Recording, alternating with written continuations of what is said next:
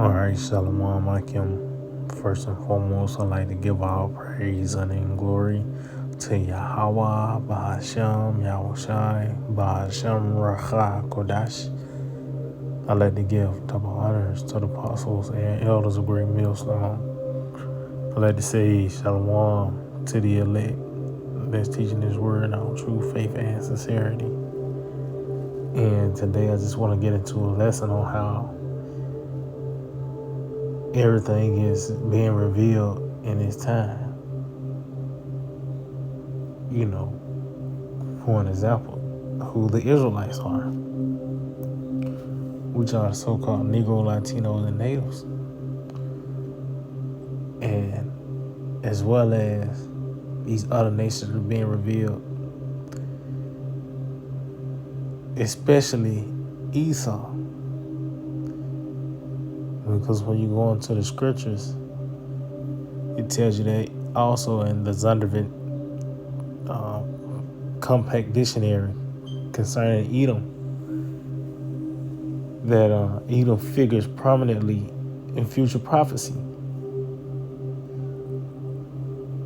So this man has to be on the scene. And who else could that be but the so-called white man? Who else? He fits the bill. You know? Matter of fact, let's start off with this in the book of Job, the 9th chapter. Job chapter 9 and verse 24. It reads, "The earth is given into the hand of the wicked."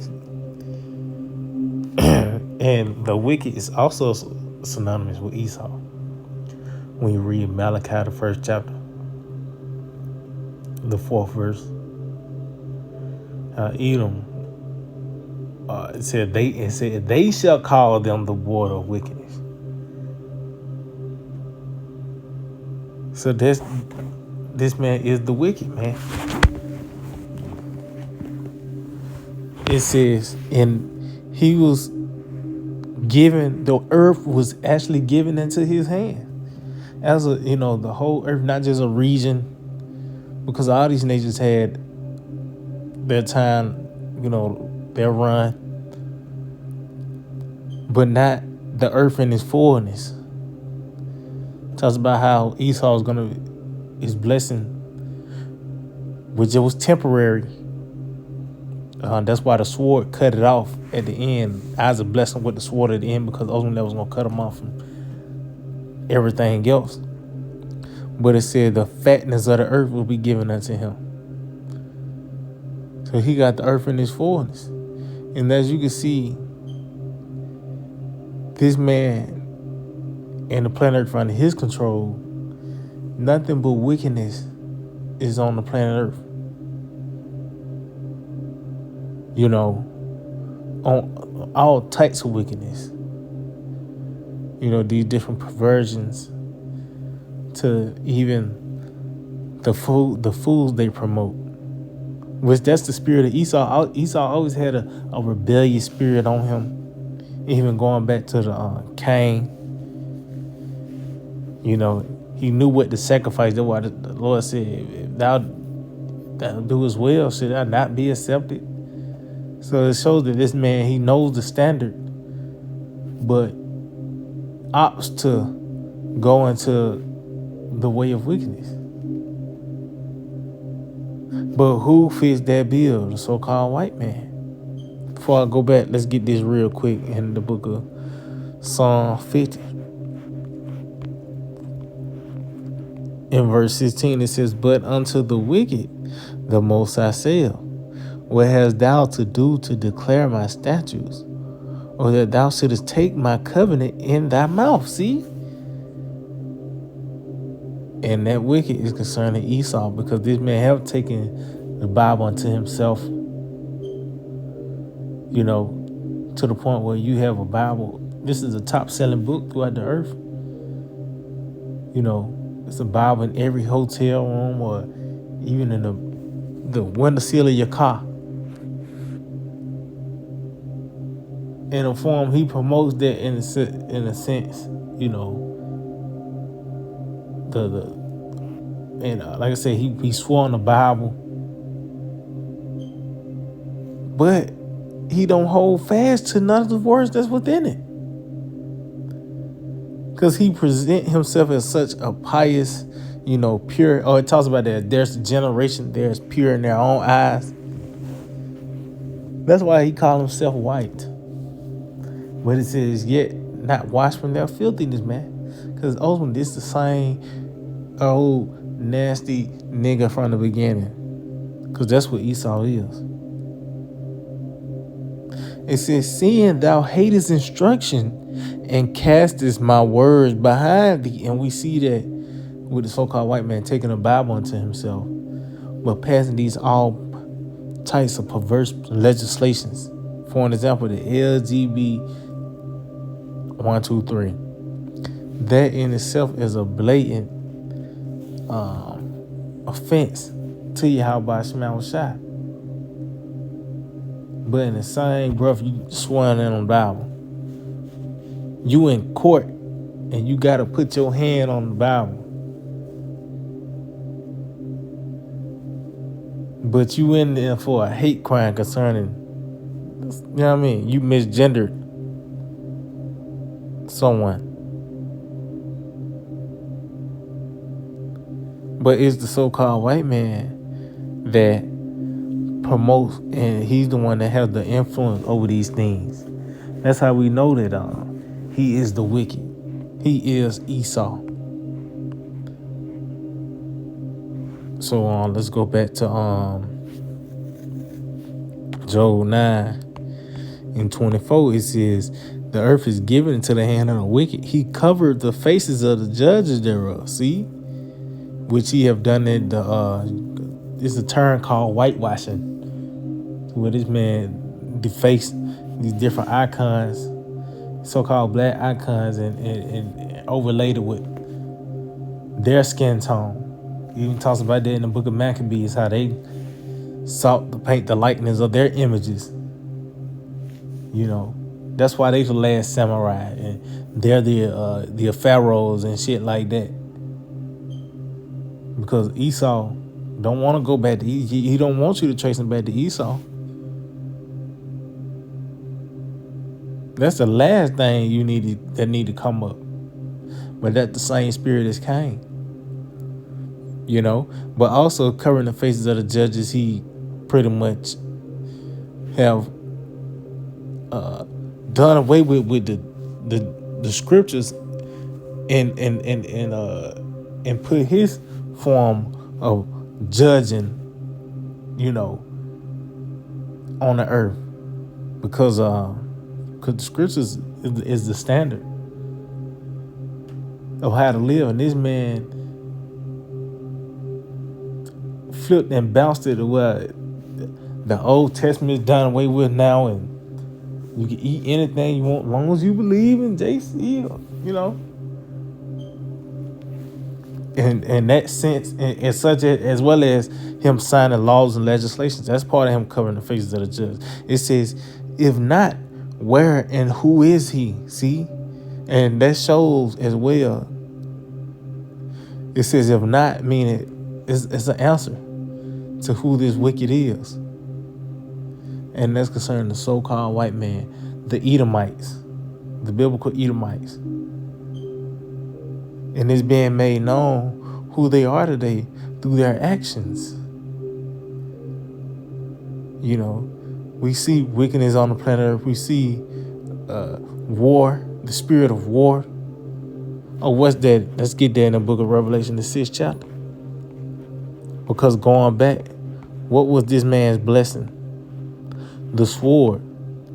And when you read Ecclesiastes, the 3rd chapter, concerning times and seasons and their purposes upon the planet Earth, which those times and seasons goes into rulerships, and each rulership brings forth a certain season, certain events that happen on planet Earth.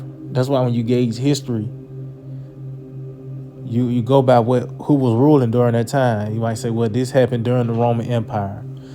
This took place during the Median-Persian Empire. These events. That's how they're gauged. And they, it's a certain spirit that comes, from those kingdoms. But as you jump down to verse 8 on that, Ecclesiastes, the third chapter, it talks about how there's a time of war and a time of peace. So we know we're in a time of war because the sword himself is in power. The spirit of war. That's why America has been in war over 90% since his life. Since it has been birthed, America has always been at war over 90% of the time. But the scriptures talk about that time of peace as well. And that's going to come when our Lord Yahushua make his return. And you can read that in Psalm 72 concerning Solomon, which that's our Lord, man. But this is Revelation chapter 6 and verse 4. It reads, and there went out another horse that was red. See, so this power that went forth was red. And that's the indicator. Esau talks about how the first came out red. Let's talk about the so-called white man. You want to know the origins of white people as they see it? Well, we can go to the scriptures. That was the mark of Cain. That was that indicator. It's him. That's why this man was trying to, deal with these, the dark nations. But hey, you can't, that mark, man. Lord made him a clean leper. It says, and power was given to him that sat thereon to take peace from the earth. See, so power was given unto him. Who gave him the power? It was not of his own. It was of Yahweh Shema Shai for prophecy to be fulfilled. And one of those scriptures was what Ecclesiastes 3rd chapter, how to talk about a time of war. So as you can see, concerning him having this power, peace is not on the earth now. From to the extreme of war, to some as subtle as you having a dry cough. Them dry coughs violent. There ain't no smoke around, ain't no dust. You just got a bad cough. That's part of that peace being taken. That the disease. Talk about that the Lord's gonna take away that long disease. Because literally everything is at a dis-ease under the watch of the so-called white man. His laws, his legislations, from traffic. You got 5 o'clock traffic. That's a thing. Which if you know about it, of course, it's going to be a lot of yelling, a lot of cussing. It's vexation, man. And that's just one of many things. But who it goes back to? E. So that's a form of it. But the extreme of it is this man always at war. It says, and that they should kill one another. And that's why you have these world wars. And that's why ultimately that blessing of the sword is really going to be a curse unto him. It says, and they should kill one another, and there was given unto him a great sword. So who have seen a military such as this? As the so-called white man, even going back to the Roman Empire, when you read Daniel the 7th chapter, talks about how that fourth beast, he had great iron teeth, man. So this man, his military might is what stands out, and this is how he was able to take control of the earth. Was by the way of that sword. But who else could you associate that with? That great sword, where now you have missiles. Of course, you got drones and these different military vehicles and these guns, but nuclear missiles, man. It was given unto him because ultimately that was going to be his curse. But as you can see, the scriptures points to who Esau is, the so-called white man. These different characteristics. But ultimately, you're going to know who he is. Let's see something real quick. You're going to know the so-called white man, who he is. He gonna show himself to be the devil that the Bible speaks of. Because Esau got to be Esau. That's part of prophecy. He got to show himself to tell you the devil gonna come down upon you with great wrath. That old serpent. You gonna know then. You know? And we're in that time where it's being made on that process before the great day of the return of our Lord. When you read 2 Thessalonians concerning that, the falling away first. And that man of sin being revealed. And guess what? He can't help. He can't help what he doing. And show you how powerful prophecy is, man. That's why ultimately he's going to show himself in frustration to come after you because of the testimony of Yahushua. This is Ecclesiasticus, Sirach 14 and 7. It says, and if he do good, he doeth it unwillingly. See, and that showed that this man, everything he do is a sinister plan behind it. He come on a banner of health, or he's being a humanitarian. You know, these different titles, you know, to lure you into that pit, that snare, that trap, which the NWO, by the way of you taking that C help, the MOTB. But this is an effort to keep his head above water. This is not of his, he's doing it because he's, you know, he want to have electric cars because now he cares about the environment. The earth getting too hot. It's holes in the ozone layer. This nigga knew about this way back then, but did he care? No. You got a thing such as nuclear waste. Now they want to get shit together. No. All this is a sinister plan to show you that this man is the devil, man. Talk about how Satan present himself as an angel of light. That's a snare. That's a trap to keep your guard down. Then he got you, man. But that's how the so-called white man move. And it says, and at the last, he will declare his wickedness. See, at the last, and guess what? It's being made known and obvious and clear. He is the wicked. It talks about that in Wisdom of Solomon, in the 14th chapter. The ungodly and his ungodliness. You see all this ungodliness going throughout the planet Earth. Who is it coming from? The same motherfucker that's signing these laws and legislations, that's giving you the news report concerning these different affairs that's on the planet Earth. All on Edomites, you know, they wearing their uniform. 3-piece suit, they got a manila folder.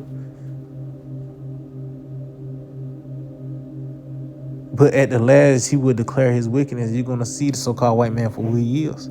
The Edomites. Because he going to do what Esau do. He's going to come down with great wrath. Because he knows that he have but a short time. So yeah, I might just hold it with edifying. I'd like to give all praise, honor, and glory to Yahweh, Bahasham, Yahushai, Bahasham, Ruach Kodash. I'd like to give double honors to the apostles and elders of Great Millstone. I'd like to say shalom to the elect that teach his word on true faith and sincerity. DTA, Abba Babal, soon, very soon.